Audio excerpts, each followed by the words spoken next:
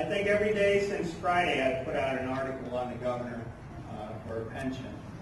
But he said this: why didn't you beat up those Democratic governors that didn't fund the pension? Why didn't you go sue them? Has anybody read that article? Yeah. And I'll tell you what, a well-informed non-member spouse of a member, I'm guessing his wife is telling him all about pension at home.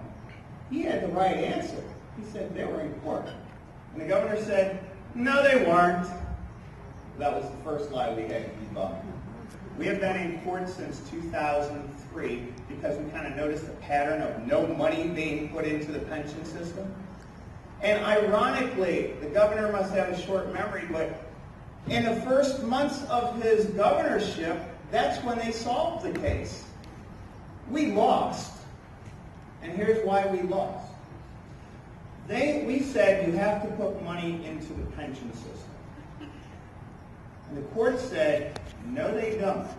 You have a right to a benefit, and I'll do a check with the retirees here. They say you have a right to a benefit, which is a payment. Has anybody missed a monthly payment that is retired? Retirees?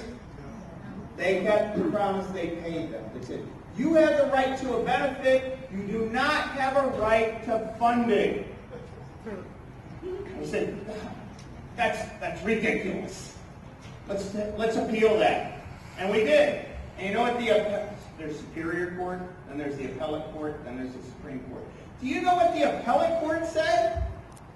Yeah, the Superior Court's right, you don't. So we walked away, mumble and grumble, in 2010. And lo and behold, the governor, in the worst Chapter 78 law that you could ever imagine, handed it on a silver platter. He said, I will move up a seventh each year to full funding. I guarantee it, it's a contractual right to funding. It's like, thank you, thank you, thank you. And if we didn't have Chapter 78, for all the terrible things it does to your paycheck, if we didn't have Chapter 78, Judge Mary Jacobson would not have ruled on our side on February 23rd, and with everything crossing my fingers and wishing the best, that the Supreme Court will do the same exact thing this year.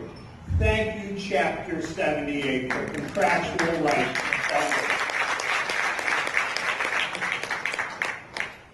All right, so I digress. I have no idea where I'm at in this, so listen tight. So in his budget address and in other speeches, Chris Christie has continued to misrepresent our discussion with the Commission. It was a real blow to our efforts to work with them in good faith, but make no mistake about it. We still expect the state to hold up its end of the deal and provide the funding required under the current law. And if there is any remaining doubt, we have publicly announced this week that we have broken off all discussion with the Commission.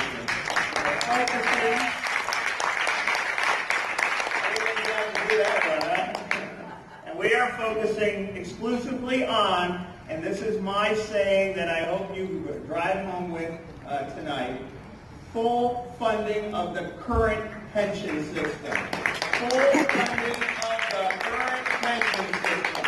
Say it with me. Full funding of the current pension system. Does that leave any doubt in your mind which system we're talking about? Does that leave any doubt in your mind about how much of the funding we're looking for? Full funding of the current pension system. Want to do it one more time? I love hearing it. Full funding of the current pension system. That's a great story to tell our friends, right? That's why we've already gone back to court to ensure Judge Jacobson's order is obeyed. We filed a new lawsuit over the 2016 budget plan, you know, the one they're working on now.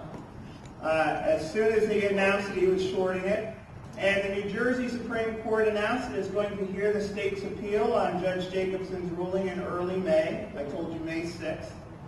On the legal front, This is definitely moving, and we should have a final decision about whether the state will be compelled to live up to its own law before the end of the budget year. But should I sit around in my office waiting for, did they decide today in court? You want to do something other than wait for a lawsuit? Yeah. That's good. We're organizing our members to tell their legislators that they are outraged. Are you outraged about the state's latest failure to live up to its obligation?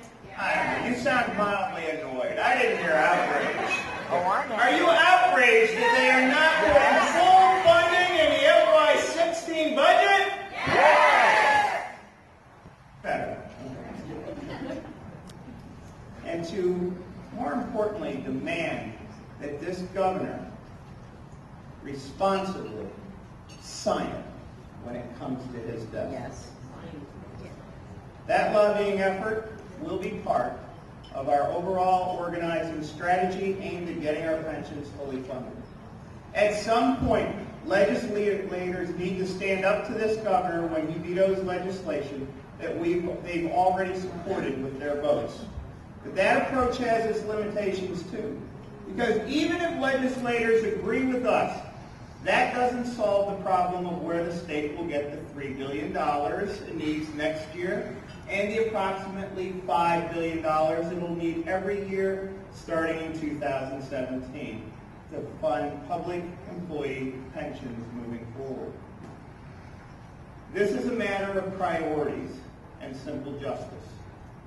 Under Chapter 78, public employees have done their share by paying more out of each paycheck for their pensions and benefits. It's time for the governor and the legislature to obey the law that they imposed on us. And Judge Jacobson says they are legally required to do so. We cannot, and we will not, let the state off the hook for the problems they created.